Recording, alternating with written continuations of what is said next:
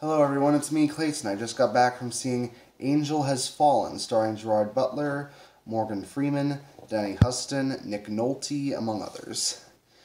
Now, the Has Fallen series has definitely had its ups and downs when it comes to Gerard Butler's filmography. I liked the first one, even if White House Down had a similar premise, and London Has Fallen I think is kind of underrated as far as these action films are considered. Obviously, these films have a bit of a broken base to them, but I personally found them to be fun, and I think this one's the best one yet. With an interesting storyline, some really cool new characters, and some downright satisfying action. Let's get to the story, shall we? The story follows, once again, Mike Banning, played by Gerard Butler, as he's framed for the assassination of the president, played by Morgan Freeman.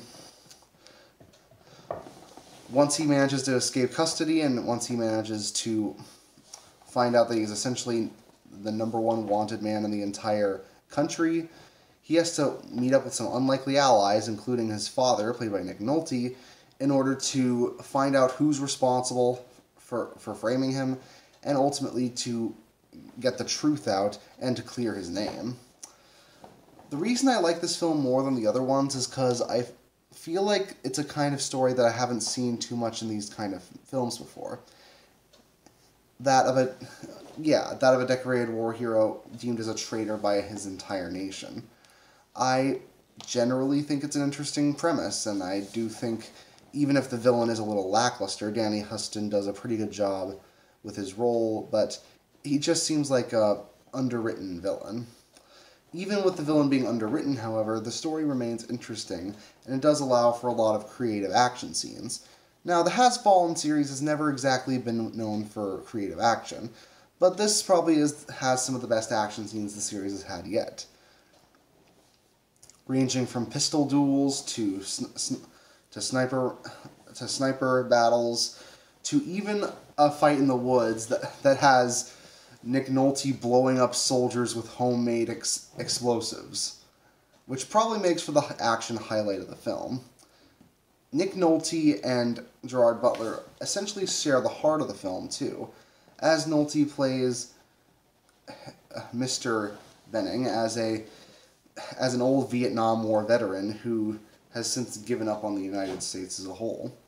It's really interesting to see the effects that modern events could have with soldiers like him, and how his role in the story ultimately goes. I definitely think the politics of this film are a little bit easier to swallow than the other two films, too. I won't go too far into them. I generally try not to talk about politics, but I just found them easier to swallow and honestly more modernized in a good way. More so than the ones from 2013's Olympus Has Fallen and 2016's London Has Fallen. That's generally... Other roles in the film are handled pretty well, especially Lance Reddick's role as one of the president's bodyguards. I swear, this guy could act in anything and he'd be utterly amazing.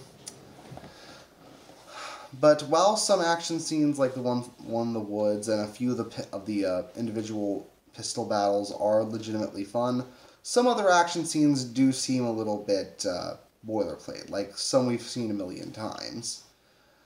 Not only that, but some instances of the plot, like with Gerard Butler's character suffering from migraines and hearing loss and such, you'd think that would impact some of the action scenes, but they really don't play that much of a factor. And it just feels like they were thrown in there for the sake of it. If they were incorporated more into the struggles of the film, I would have thought it would have been a better addition. But, with that being said, while the film is definitely flawed, it definitely also provides a solid action film, and in my opinion, the best film of the trilogy. So I'll give Angel Has Fallen a 7.5 out of 10. See you next time.